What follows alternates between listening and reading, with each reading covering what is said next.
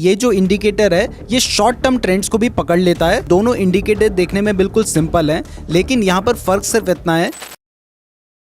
आज की वीडियो में मैं आपको 5 ऐसे ट्रेडिंग इंडिकेटर्स के बारे में बताने जा रहा हूं जो कि बहुत ही ज्यादा यूजफुल हैं और ये ट्रेडिंग में आपकी बहुत ज्यादा हेल्प कर सकते हैं। एंड डोंट वरी, इस वीडियो में मैं आपको बेसिक इंडिकेटर्स जैसे कि मूविंग एवरेज या RSI के बारे में नहीं बताने वाला हूं। यहां पर मैं आपको कुछ डिफरेंट इंडिकेटर्स बताऊंगा। तो चलिए इस वीडियो को शुरू करते हैं।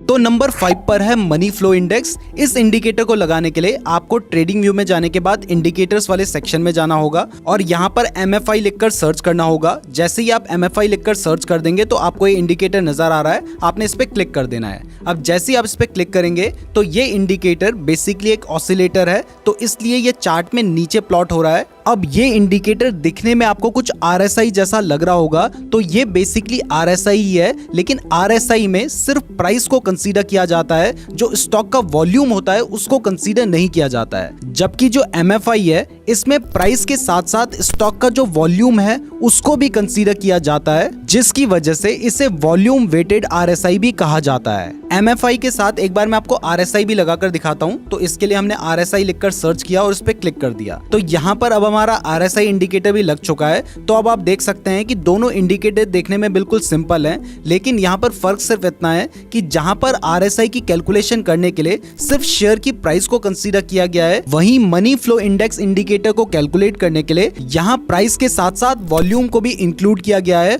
और तब जाकर हमारा MFI इंडिकेटर बना है। अब ये जो MFI इंडिकेटर है ये भी RSI की तरह ही 0 से 100 के बीच में ट्रेवल करता है और इसमें जब भी कोई स्टॉक 80 की रेंज के ऊपर जाता है तो उसको ओवरबॉट कंसीडर किया जाता है और ये माना जाता है कि यहाँ से प्राइस नीचे गिर सकती है। और जब भी कोई स्टॉक 20 के नीचे आ जाता है तो ये माना जाता है कि स्टॉक ओवर सोल्ड जोन में आ चुका है और यहाँ से ट्रेंड रिवर्स हो सकता है, यानी यहाँ से जो शेयर की प्राइस है वो बढ़ सकती है। जैसे यहाँ पर आप देख सकते हैं कि स्टॉक की जो रेंज थी वो 80 के ऊपर चली गई थी, यानी स्टॉक ओवरबॉट जोन में आ गया था और उसके बाद शेयर की प्राइस में एक ठीक ठाक करेक्शन हमें देखने को मिला। और इसी तरीके से आप यहाँ पर देख सकते हैं कि स्टॉक जो है वो 20 की रेंज के आसपास आ गया था और उसके बाद शेयर की प्राइस यहाँ से वापस बढ़ने लग गई। अब देखो, ये तो मैंने आपको समझा दिया है कि इंडिकेटर किस तरीके से काम करता है और उस हिसाब के ही मैंने आपको एग्जांपल्स निकाल कर दिखा भी दिए हैं, लेकिन आपको सच बताऊं तो इस इंडिकेटर में फेक सिग्नल्स भी बहुत सारे देखने को मिलते हैं। जैसे यहाँ पर देखिए, स्टॉक जो है वो ओवर सोल्ड जोन में आ गया था, यानी 20 के नीचे इसकी रेंज आ गई थी, यानी इसके बाद तो शेयर की प्राइस बढ़नी चाहिए थी, लेकिन उसके बाद भी आप देखेंगे कि बहुत लंबे टाइम तक जो शेयर की प्राइस है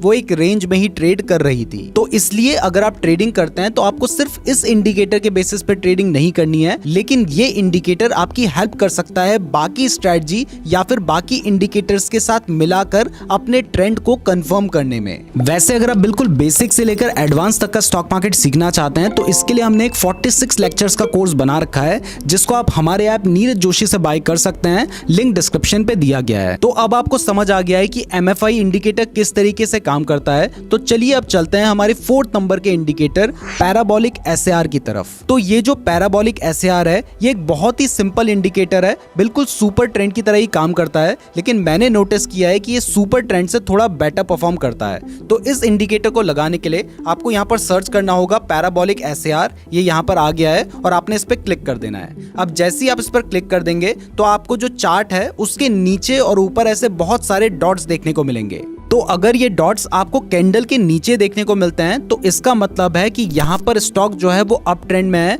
और इसके बाद शेयर की प्राइस बढ़ सकती है। और अगर ये जो डॉट्स हैं ये आपको शेयर की प्राइस के ऊपर देखने को मिलते हैं तो इसका मतलब है कि स्टॉक डाउन ट्रेंड में है और इसके बाद शेयर की प्राइस गिर सकती है। जैसे यहाँ पर आप देखिए, जो डॉट है वो शेयर की प्राइस के नीचे आ गया है और उसके बाद शेयर की प्राइस में एक अच्छा खासा जंप देखने को मिला था और उसके बाद यहाँ पर जो डॉट है वो शेयर की प्राइस के ऊपर आ गए थे और उसके बाद शेयर की प्राइस में थोड़ा बहुत करेक्शन आया था। सिमिलरली यहाँ पर भी आप देख सकते हैं कि जो डॉट है वो शेयर की प्राइस के ऊपर आ गया था और उसके बाद शेयर की प्राइस में एक अच्छा खासा डाउन ट्रेंड देखने को मिला था। तो इस तरीके से ही ये इंडिकेटर काम करता है। अब अगर मैं आपको इस इंडिकेटर के साथ सुपर ट्रेंड इंडिकेटर लगाकर दिखाऊं तो आप देखेंगे कि ये जो इंडिकेटर है ये शॉर्ट टर्म ट्रेंड्स को भी पकड़ लेता है। तो यहाँ पर मैंने अभी सुपर ट्रेंड इंडिकेटर लगा लिया है। जैसे यहाँ पर आप देखिए कि हमारा जो सुपर ट्रेंड इंडिकेटर है उसने यहाँ पर हमें बाय सिग्नल दिया और पूरा यहाँ तक बाय सिग्नल ही देकर रखा, जबकि जो हमारा पैराबोलिक SAR है उसने हमें यहाँ पर बाय सिग्नल दिया और यहाँ से लेकर यहाँ तक दिया था, लेकिन उसके बाद शेयर की प्राइस में जो छोटा सा करेक्शन आया था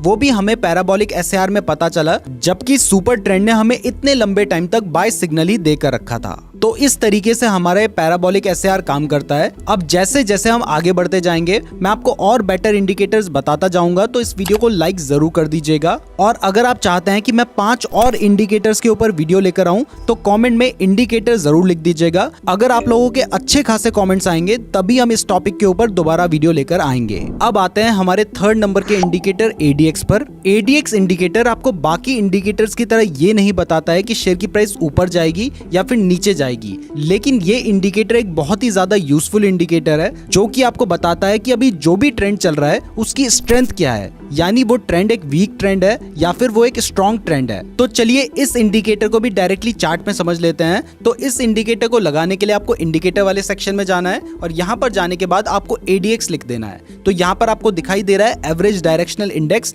तो यही वो इंडिकेटर है। तो हमने इस पे क्लिक कर दिया है और ये इंडिकेटर हमारे चार्ट पे अप्लाई हो गया है। तो ये जो ADX इंडिकेटर है इसमें जो 20 का लेवल होता है ना, वो एक बहुत ही इंपॉर्टेंट लेवल होता है, जिसमें माना जाता है कि अगर ADX इंडिकेटर 20 से नीचे है तो इसका मतलब है कि जो भी अभी ट्रेंड चल रहा है, चाहे शेयर की प्राइस बढ़ रही है चाहे शेयर की प्राइस घट रही है, वो एक वीक ट्रेंड है। और अगर ट्रेंड वीक है तो इसका सीधा सा मतलब है कि वो ट्रेंड लंबे टाइम तक सस्टेन नहीं कर पाएगा और ऐसे में जो स्टॉक है वो साइडवेज मूव कर सकता है। तो आपको ऐसे स्टॉक्स में ट्रेड करना अवॉइड करना चाहिए जिनका जो ADX है वो 20 से नीचे है। लेकिन अगर किसी स्टॉक का जो ADX है वो 20 के ऊपर है तो इसका मतलब है कि उस स्टॉक में जो भी ट्रेंड चल रहा है वो एक स्ट्रॉन्ग ट्रेंड है और वो लंबे टाइम तक सस्टेन कर सकता है। जैसे यहाँ पर आप देखिए कि स्टॉक की प्राइस ने बढ़ना शुरू किया और यहाँ पर आने के बाद ADX भी बढ़ने लगा, तो आपको ये तो समझ आ गया है कि अगर ADX 20 से नीचे है तो इसका मतलब जो भी ट्रेंड अभी चल रहा है वो एक वीक ट्रेंड है, और अगर ADX 20 से ऊपर है तो इसका मतलब है कि जो ट्रेंड है वो एक स्ट्रॉन्ग ट्रेंड है। लेकिन यहाँ पर आपको एक और बात का ध्यान रखना है कि अगर ADX बहुत ही ऊपर चला जाता है, जैसे इस केस में ADX 50 के आसपास आ गया था, तो इसके बाद ट्रेंड रिवर्स होने के चांसेस होते हैं। जैसे यहाँ पर आप देख सकते हैं कि यहाँ तक ट्रेंड एक स्ट्रॉन्ग ट्रेंड था और उसके बाद यहाँ पर ADX 52 के आसपास आ गया था, लेकिन उसके बाद यहाँ से आप देखेंगे तो यहाँ से ट्रेंड रिवर्स हो गया है। ऐसे ही सिमिलरली यहाँ पर भी आप देख सकते हैं कि ADX 50 के आसपास आ गया था और उसके बाद ट्रेंड रिवर्स हो गया, यानी उसके बाद शेयर की प्राइस गिरने लग गई। इसी के साथ यहाँ पर आप देख सकते हैं कि जो ADX है वो 10 के आसपास आ गया था और उसके बाद यहाँ से भी ट्रेंड रिवर्स हो गया। तो इससे आपको पहली चीज तो ये पता चलती है कि अगर ADX 20 से नीचे है तो इसका मतलब जो ट्रेंड है वो एक वीक ट्रेंड है, लेकिन अगर बहुत ही नीचे आ जाती है तो इसका मतलब है कि यहाँ से ट्रेंड रिवर्स हो सकता है। और दूसरी चीज आपको ये पता चलती है कि अगर ADX 20 से ऊपर है तो इसका मतलब है कि ट्रेंड स्ट्रॉन्ग है और वो ट्रेंड कंटिन्यू कर सकता है, लेकिन अगर ADX 50 के आसपास आ जाता है तो इसका मतलब है कि यहाँ से ट्रेंड रिवर्स हो सकता है। तो ADX के थ्रू आप ट्रेंड की स्ट्रेंथ पता कर सकते हैं, लेकिन इस बात का ध्यान रखिए कि आपने सिर्फ इस इंडिकेटर के बेसिस पे ट्रेड नहीं करना है। ये इंडिकेटर आपकी हेल्प के लिए है और इससे आप ट्रेंड की स्ट्रेंथ पता कर सकते हैं। अब दोस्तों सेकंड इंडिकेटर बताने से पहले अगर आप ट्रेडिंग के लिए बेस्ट डीमैट अकाउंट खुलवाना चाहते हैं तो कुछ अच्छे और फ्री डीमैट अकाउंट के लिंक मैंने आपको डिस्क्रिप्शन पे दे रखे हैं, तो डिस्क्रिप्शन जरूर चेक कर लीजिएगा। अब जो हमारा सेकंड नंबर का इंडिकेटर है इसका नाम है पिवट पॉइंट। तो चलिए इस इंडिकेटर को भी अपने चार्ट में लगा लेते हैं, उसके बाद मैं आपको समझाऊंगा कि ये इंडिकेटर काम क्या करता है। तो इंडिकेटर को लगाने के लिए आपने वापस से इंडिकेटर वाले सेक्शन में जाना है और वहां पे जाने के बाद आपको पिवट लिखना है और यहाँ पर आपको पिवट पॉइंट्स स्टैंडर्ड वाला जो इंडिकेटर दिखाई दे रहा है आपने इस पे क्लिक कर देना है। अब जैसे ही आप इस इंडिकेटर को चार्ट पे लगा देंगे तो उसके बाद आप देखेंगे कि यहाँ पर आपको बहुत सारी लाइंस दिखाई दे रही हैं। तो इन लाइंस का मतलब क्या है, चलिए वो भी समझ लेते हैं। अगर आपको ये दिखने में मुश्किल लग रहा है तो डोंट वरी, ये बहुत ही सिंपल है। तो बेसिकली ये जो लाइंस हैं ये सपोर्ट एंड रेजिस्टेंस हैं। आपको ऊपर दिखाई दे रहा है R1, R2, R3 and so on लिखा हुआ है और ऐसे ही नीचे आपको दिखाई दे रहा है S1, S2 और S3 एंड सो ऑन लिखा हुआ है। और इसके साथ ही बीच में आपको एक P लिखा हुआ भी दिखाई दे रहा होगा। अगर आपको दिखाई नहीं दे रहा है तो मैं इसको थोड़ा सा जूम कर देता हूं, तो अब आप देख सकते हैं कि आपको यहाँ पर एक P लिखा हुआ दिखाई दे रहा है। तो इस इंडिकेटर के हिसाब से अगर मान लीजिए हमारा जो स्टॉक है या शेयर की जो प्राइस है वो पिवट लाइन के नीचे ओपन होती है, तो ये माना जाता है कि आज पूरे दिन जो स्टॉक है वो बेयरिश रहेगा। और अगर मान लीजिए जो स्टॉक की प्राइस है वो पिवट लाइन के ऊपर ओपन होती है, तो ये माना जाता है कि जो स्टॉक है वो अप ट्रेंड में ही रहेगा। तो पहली चीज तो आपको ये पता चल रही है कि अगर स्टॉक पिवट लाइन के ऊपर ओपन हो रहा है तो स्टॉक बुलिश है, और अगर स्टॉक पिवट लाइन के नीचे ओपन हो रहा है तो स्टॉक बेयरिश है। बट इसके साथ ही यहाँ पर आपको सपोर्ट एंड रेजिस्टेंस देखने को भी मिलते हैं। जैसे अभी तो हमें बहुत सारे सपोर्ट एंड रेजिस्टेंस देखने को मिल रहे हैं, तो इसको पहले मैं एक बार चार्ट को रीसेट कर देता हूँ, और उसके बाद जो हमें इतने सारे यहाँ पे सपोर्ट एंड रेजिस्टेंस देखने को मिल रहे हैं इनको मैं थोड़ा कम कर देता हूँ। तो इसके लिए मुझे इस इंडिकेटर की सेटिंग में जाना होगा, और यहाँ पर जाने के बाद हमें जो S3, S4 और S5 दिख रहा है, यानी सपोर्ट 3, सपोर्ट 4 और सपोर्ट 5 दिख रहा है, और रेजिस्टेंस 3, R4 और R5 दिख रहा है, इनको मैंने यहाँ से हटा दिया है। तो अब आपको चार्ट में यहाँ पर 2 ऊपर के सपोर्ट देखने को मिल जाएंगे और 2 नीचे के सपोर्ट देखने को मिल जाएंगे। तो यहाँ पर आप देख सकते हैं कि ये हमारी पिवट लाइन है, ये हमारा फर्स्ट रेजिस्टेंस है और ये हमारा सेकंड रेजिस्टेंस है, और यहाँ पर हमारा पहला सपोर्ट है, और स्टॉक की प्राइस ने इसी के आसपास अपना सपोर्ट लिया है। इसके अलावा यहाँ पर भी आप देख सकते हैं कि जो स्टॉक की प्राइस है उसने यहाँ पर जाकर अपना रेजिस्टेंस लिया है R2 में। तो इस तरीके से आप automatically support and resistance draw कर सकते हैं। अगर आपको पता ही नहीं है कि सपोर्ट एंड रेजिस्टेंस क्या होता है तो इसके ऊपर भी हमने सेपरेट वीडियो बना रखी है, आप उस वीडियो को देखकर सपोर्ट एंड रेजिस्टेंस को समझ सकते हैं। तो चलिए आते हैं हमारे फर्स्ट नंबर के इंडिकेटर इचिमोकू क्लाउड के ऊपर। अब सबसे पहले मैं इंडिकेटर लगा देता हूं क्योंकि इसको देखकर आप डरने वाले हो। तो यहाँ पर इस इंडिकेटर को लगाने के लिए हमें यहाँ पर लिखना होगा इचिमोकू, और जैसे ही आप लिखेंगे तो यहाँ पर आपको दिखाई दे रहा है इचिमोकू क्लाउड, और आपने इस पे क्लिक कर देना है। अब जैसे ही आप इस पे क्लिक करेंगे तो आपको दिखाई दे रहा है कि इसमें पता नहीं कितनी टाइप की लाइंस बन चुकी हैं और कुछ भी यहाँ पर समझ नहीं आ रहा है। तो मैं जानता हूँ कि ये इंडिकेटर आपको दिखने में बहुत ज्यादा खतरनाक लग रहा होगा, बट डोंट वरी, ये बहुत ही ज्यादा आसान है। इस इंडिकेटर को समझने के लिए हमें सबसे पहले इस इंडिकेटर की सेटिंग में चलना होगा। वैसे अगर आपको कभी भी किसी भी इंडिकेटर को समझना है ना, तो सबसे पहले उसकी सेटिंग्स में चले जाया करो, आपके लिए इंडिकेटर को समझना बहुत आसान हो जाएगा। तो चलिए इसकी सेटिंग्स को ओपन करते हैं। तो सेटिंग्स को ओपन करने के लिए हमने इस पे क्लिक कर देना है। अब जैसे ही हम इस पे क्लिक करेंगे तो यहाँ पर आप स्टाइल वाले सेक्शन पे जब जाएंगे तो आपको समझ आ जाएगा कि इस इंडिकेटर में क्या क्या है। तो सबसे पहले तो इस इंडिकेटर में जो ब्लू कलर की लाइन है वो एक कन्वर्जन लाइन है, जो रेड कलर की लाइन है वो एक बेस लाइन है, तीसरा जो ग्रीन कलर की लाइन है वो एक लैगिंग स्पैन है, और वो लैगिंग स्पैन कितने टाइम का है वो आप यहाँ पर देख सकते हैं। वो लैगिंग जो स्पैन है वो 26 पीरियड का है, यानी ये 26 कैंडल पीछे चलता है।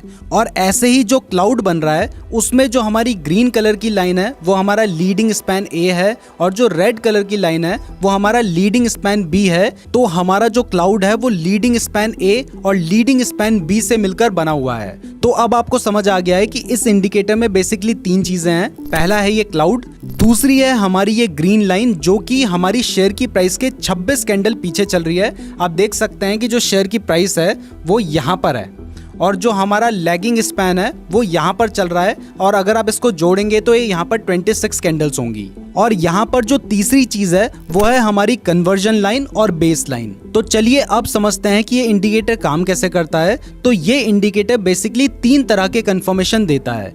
इसमें सबसे पहला कंफर्मेशन है कि अगर मान लीजिए जो हमारी कन्वर्जन लाइन है, जो कि इस केस में हमारी ब्लू कलर की लाइन है, वो हमारी रेड कलर की लाइन जो कि इस केस में हमारी बेस लाइन है, उसको ऊपर की तरफ काटती है, तो इसका मतलब है कि स्टॉक बुलिश है और यहां से शेयर की प्राइस बढ़ सकती है। तो पहला कंफर्मेशन हमें कैसे मिलेगा? अगर मान लीजिए जो कन्वर्जन लाइन है जो कि इस केस में ब्लू कलर की लाइन है, वो रेड कलर की लाइन को जब ऊपर की तरफ काटेगी तो वो बुलिश होगा, और अगर नीचे की तरफ काटेगी तो वो एक बेयरिश सिग्नल होगा। जैसे यहाँ पर आप देख सकते हैं कि ब्लू कलर की लाइन ने रेड कलर की लाइन को ऊपर की तरफ काटा है, तो ये एक बुलिश सिग्नल है। और दूसरा कंफर्मेशन हमें ऐसे मिलेगा कि अगर मान लीजिए जो हमारा लैगिंग स्पैन है, यानी जो हमारी ग्रीन कलर की लाइन है, अगर ये शेयर की प्राइस के ऊपर है तो इसका मतलब है कि स्टॉक बुलिश है, और अगर ये शेयर की प्राइस के नीचे होगी तो इसका मतलब है कि स्टॉक बेयरिश है। तो इस केस में जब हमारी बेस लाइन को कन्वर्जन लाइन ने ऊपर की तरफ काटा होगा तब हमारा जो लैगिंग स्पैन है वो कहीं यहाँ पर रहा होगा।